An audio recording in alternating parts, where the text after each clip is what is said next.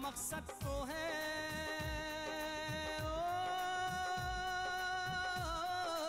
इसका मकसद तो है दुनिया को सजाने के लिए।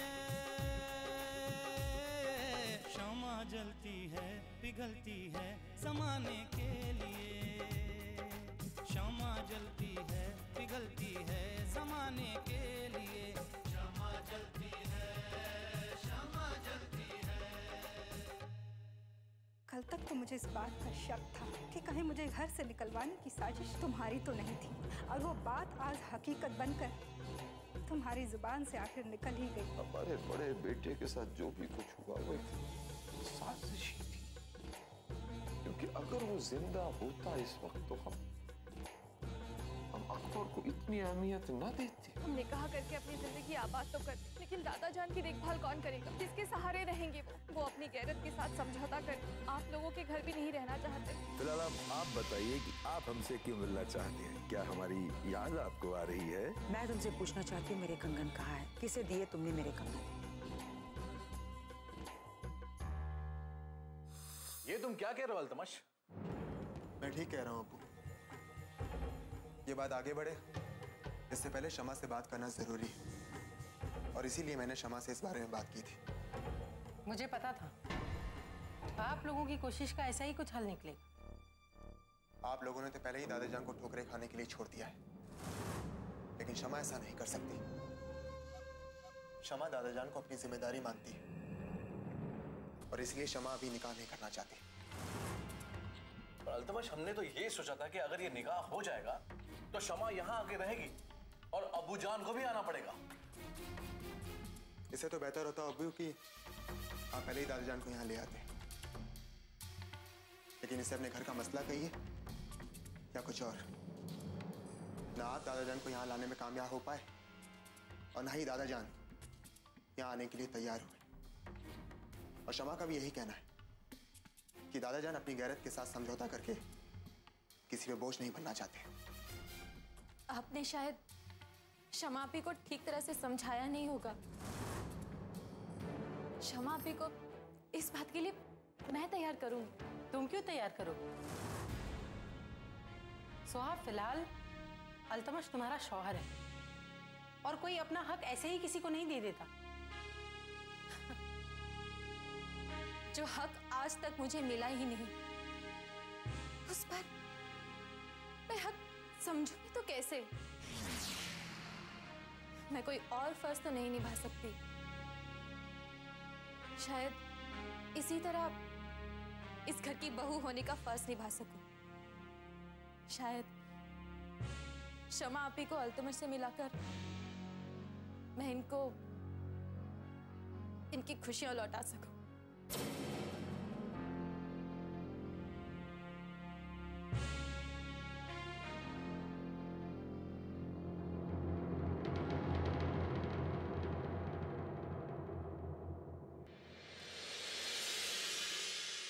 शमा, तुम समझने की कोशिश क्यों नहीं करती? क्यों अपनी खुशियों को हमारे पीछे कुर्बान करना चाहती हो? आप ऐसा क्यों सोचते हैं दादाजान कि हम अपनी खुशियां आप पर कुर्बान कर रहे हैं? दादाजान, क्या निकाह ही जिंदगी का सबसे बड़ा मकसद होता है? निकाह जिंदगी जीने का एक सहारा तो होता है, लेकिन हमारी जिंदगी का मकसद निकाह नहीं, कुछ और है दादाजान। शमा, जिंदगी का मकसद पूरा करने के लिए तमाम उम्र पड़ी है, लेकिन शादी की उम्र बार बार नहीं आती। तुम सोचती क्यों नहीं कि खुदा न खास्ता हमें अगर कुछ हो गया तो हमारी रूह को सुकून नहीं मिलेगा कि हमने तुम्हारी जिंदगी को आबाद होने नहीं दिया। नहीं दादाजान, खुदा इतना बेरहम नहीं है कि हमें ऐसा दिन देखना पड़े। और आपका हर ख्वाब पूरा होगा दादाजान, हर ख्वाब पूरा होगा इंशाअल्लाह। लेकिन ये ख्वाब सिर्फ मेरा ही नहीं है, ये ख्वाब तुम्हारी अम्मी की आंखों में भी होगा, जिसे लेकर वो इस शहर में आई है। हमारी अम्मी? ये आप क्या कह रहे हैं दादाजान? सही कह रहा शमा। आज बरसों बाद मैंने तुम्हारी अम्मी को देखा, यही इसी शहर। क्या? शायद उन्हें भी हमारे इन हालात की खबर मिल गई है। शायद वो इस शहर में आई है तुम्हें तलाश करने के लिए, और मैं उनकी आंखों में गुनहगार साबित नहीं होना चाहता कि जीते जी मैंने तुम्हारी जिंदगी आबाद होने नहीं दी। अगर अम्मी इसी शहर में है तो उनसे मुलाकात जरूर होगी, और आप पर कोई ये इल्जाम नहीं लगा सकता दादाजान। अगर आज हम हैं तो आपकी वजह से। आपने हमारे लिए क्या कुछ नहीं किया। आपके बारे में कोई ऐसा सोच भी नहीं सकता दादाजान, ऐसा सोच भी नहीं सकता।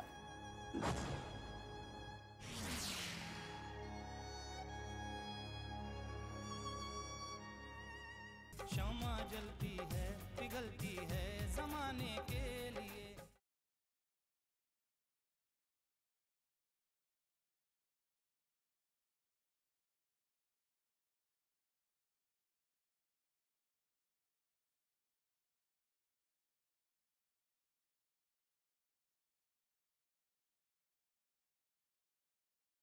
शमा जलती है, पिघलती है जमाने के लिए। क्या बात है मम्मी जी, बहुत परेशान लग रही हैं आप। अभी तो खेल शुरू भी नहीं हुआ और आपके चेहरे का रंग उड़ने लगा। किस खेल की बात कर रही हो तुम? उसी खेल की मम्मी जी, जिसकी शुरुआत तो आपने की, लेकिन अब खत्म मैं करूंगी। हम दोनों के बीच एक कड़ी है ऋषि, जो मुझे और आपको उससे जोड़ती है। अब देखना यह है मम्मी जी कि वो कड़ी टूटकर किस ओर जाती है। बहू, तुम्हें जो करना है वो तुम कर सकती हो, लेकिन भगवान के लिए इस घर के माहौल को खराब मत करो। लोगों पर इल्जाम लगाकर उन्हें बदनाम करने की कोशिश मत करो बहू। तो आप क्षमा की बात कर रही हैं ना मम्मी जी? ये तो बहुत छोटे छोटे हथियार हैं मेरे लिए, असली तीर छोड़ना तो अभी बाकी है। तुमने जानबूझकर शमा को फंसाने की कोशिश की, उसे बदनाम करने की कोशिश की है। बहुत समझदार है मम्मी जी आप। तो फिर ये सवाल क्यों? मैं वो सारे तरीके अख्तियार करूंगी जिससे ऋषि आपका ये पल्ला छोड़कर मेरे साथ आ जाए। मुझे धमकी दे रही हो तुम? धमकी नहीं मम्मी जी, मैं तो आपको सिर्फ बताने आई हूं कि अब इम्तिहान आपका है। इस घर में जो भी माहौल है ना, वो ठंडा हो सकता है, ठीक हो सकता है, अगर आप चाहें। या तो आप शमा को धक्के मारकर इस घर से बाहर निकाल दीजिए, या फिर मुझे और ऋषि को इस घर से जाने दीजिए। मैंने कहा बस। अब तुम आगे कुछ नहीं बोलोगे। अगर तुम चाहती हो तो मेरे बेटे ऋषि को लेकर इस घर से बाहर जा सकती हो, लेकिन जिन्हें मैं इस घर में लेकर आई हूं वो हरगिज इस घर से नहीं जाएंगे, मतलब नहीं जाएंगे। मेरे बेटे को तुम छीन कर ले जाना चाहती हो ना, तो लेकर जाओ।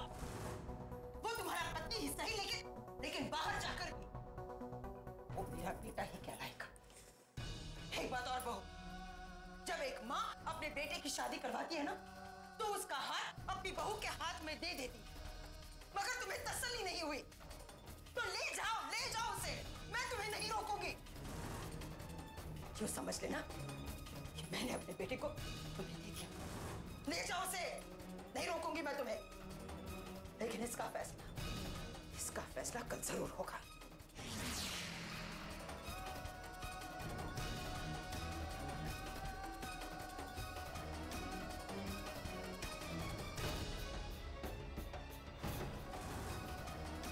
ठीक है मम्मी जी, मुझे आपके इस फैसले का बेसब्री से इंतजार रहेगा।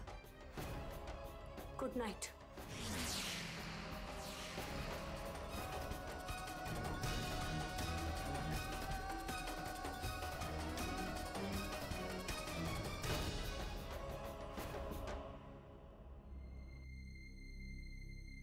क्षमा जलती है पिघलती है जमाने के लिए।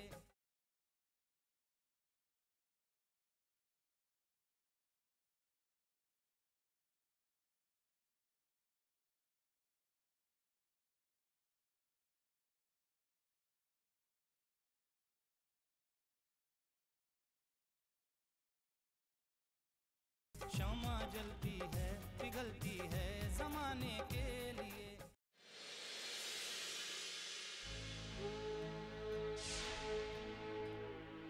मेरा मकसद तो वही था कि सबसे पहले आपको घर से बेदखल करना। बार बार आपको मिलने के लिए बुलाकर मैं मिलने नहीं आता था। आपको सबकी नजरों में मैंने गिरा दिया। उस रात भी मैंने आपको मिलने के लिए बुलाया था और आप वहां इंतजार करते रहे। और घर पर मैंने इज्जत, गैरत और खानदान के नाम पर एक बहुत बड़ा तूफान खड़ा कर दिया, ताकि जब आप घर पर वापस लौट कर आए तो आपको घर से बाहर निकालने का फैसला हो सके। तुमने अपने फरेब से शिकस्त तो सबको दे दी, लेकिन आज मैं खुदा को हाजिर नाजिर मानकर ये जुबान देती हूँ कि तुम्हारी बर्बादी की सबसे बड़ी वजह एक औरत होगी।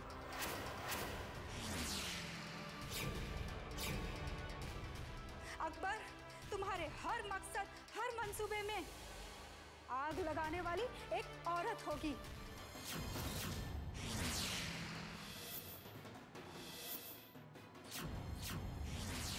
अकबर, तुम्हारे हर मकसद, हर मंसूबे में आग लगाने वाली एक औरत होगी। और एक दिन जरूर आएगा जब तुम्हें औरत की ताकत का एहसास होगा, कि जब औरत अपने आप पर आ जाए तो एक ऐसी आधी बन जाती है फिर जिसके सामने कोई ठहर नहीं सकता।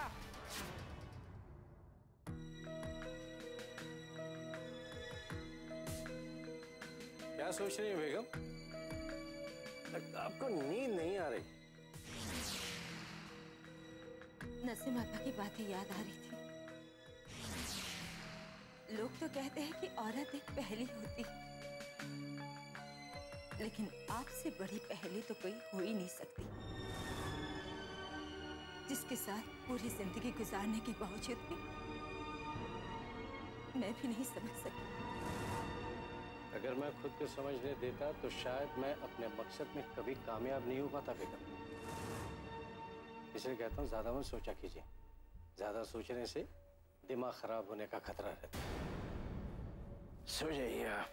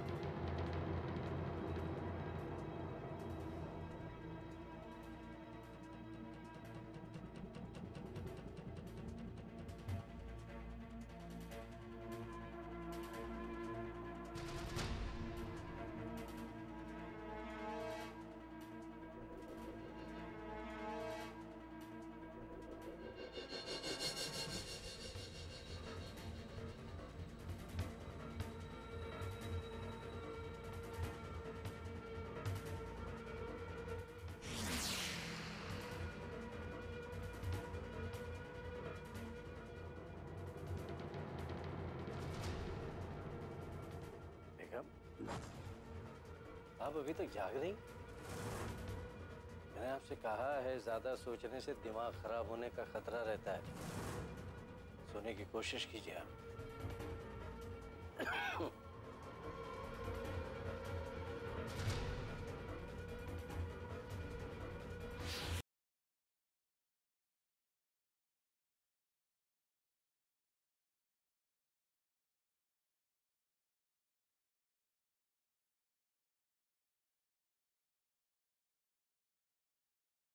क्षमा जलती है पिघलती है जमाने के लिए।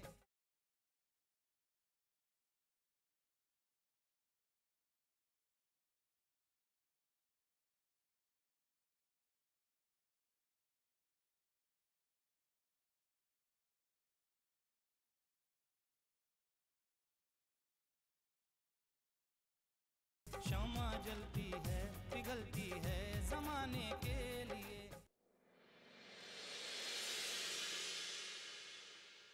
तुम्हें मेरी बात माननी होगी ऋषि, माननी होगी। नहीं माँ, मैं आपकी बात नहीं मानूंगा, हरगिज नहीं मानूंगा। ओह, अब तुम भी मेरी बात काटने लगे हो ना? ऋषि, ये मेरा आदेश है कि तुम पल्लवी के साथ ये घर छोड़कर जाओगे। माँ,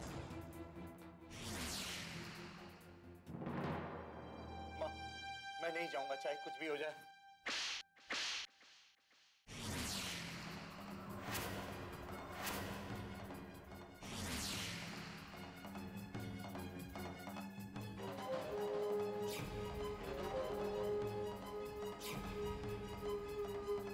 चाहे कुछ भी हो जाए, चाहे इस घर में रहने वाले मेहमान बदनाम हो जाए तो हो जाए, ये घर टूट जाए, ये घर उजड़ जाए, चाहे सब कुछ लुट जाए, लेकिन मैं जो तुमसे कह रही हूं वो तुम नहीं करोगे, यही है ना?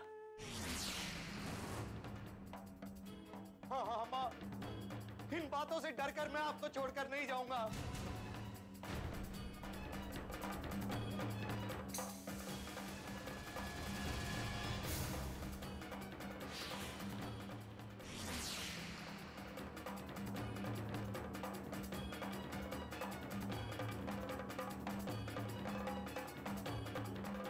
इसके इल्जामों की वजह से आप हमें घर से बाहर निकालना चाहती है ना?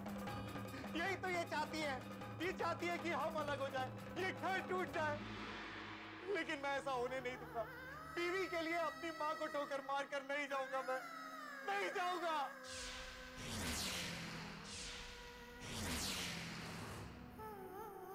क्षमा, क्षमा।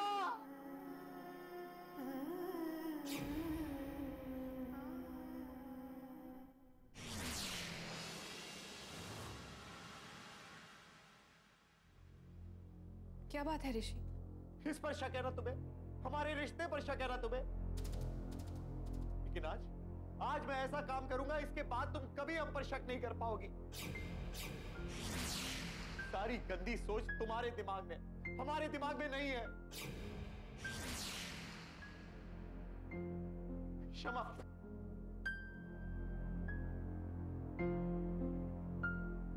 ये लो धागा, ये धागा मेरी कलाई पर बांध दो। जब कोई लड़की ये धागा किसी लड़के को बांधती है तो वो लड़का हमेशा के लिए उसका भाई बन जाता है। बांधो मेरे हाथ में।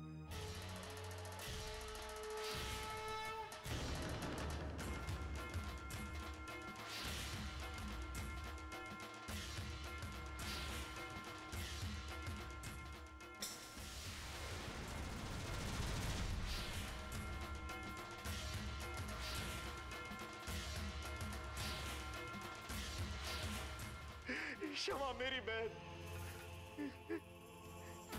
जब कोई बहन अपने भाई को ये राखी बांधती है तो भाई उसे एक नेक देता है, और मैं नेक में तुम्हें वचन देता हूँ।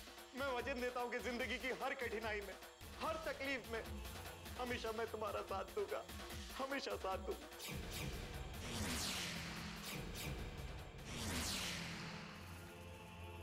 और अब मुझे तुम्हारा साथ देने से दुनिया की कोई ताकत नहीं रोक सकती। भले ही ये धागा जो है ये कच्चा है, लेकिन ये जो रिश्ते बनाता है ना, वो रिश्ते बहुत मजबूत होते हैं, बहुत मजबूत होते हैं। जिंदगी भर उसको कोई नहीं तोड़ सकता है, कोई नहीं तोड़ सकता। और तुम आज के बाद कभी हमारे रिश्ते पर उंगली मत उठाना, कभी उंगली मत उठाना, समझी तुम?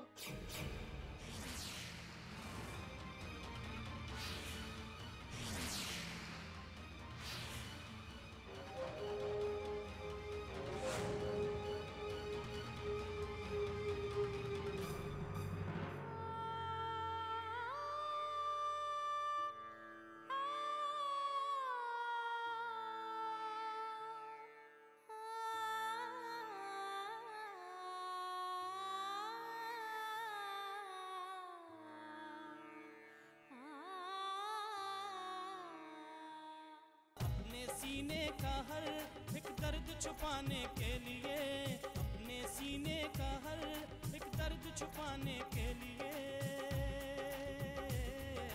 शम्मा जलती है, पिघलती है जमाने के लिए।